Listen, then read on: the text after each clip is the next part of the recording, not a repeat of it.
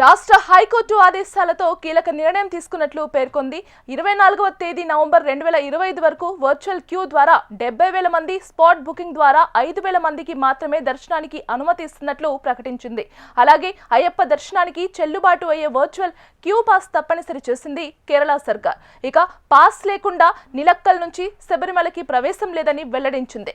Spot booking quota రోజుకు 5,000 quota పూర్తయితే booking ఉండదని తెలిపారు. నిలక్కల్, వండి పెరియార్ సత్రం, ఎరుమెల్లి, చెంగునార్లో ఉన్నాయి. ఇక నిలక్కల్లో కోటా ముందే ముగిసే అవకాశం ఉంది. దీంతో యాత్రికులు ఇతర కేంద్రాల్లోనే పాస్ పొందాలని సూచనలు జారీ చేసింది. అయితే శబరిమలకు బయలుదేరే ముందు అయ్యప్ప స్వామి భక్తులు పాసులను తమ దగ్గర పెట్టుకోవడాన్ని కేరళ ప్రభుత్వం తప్పనిసరిగా నిర్ధారించుకోవాలని వెల్లడించింది. నిలక్కల్, పంబ సన్నిధానం దగ్గర భద్రతా ఏర్పాట్లకు భక్తులు సహకరించాలని విజ్ఞప్తి చేసింది.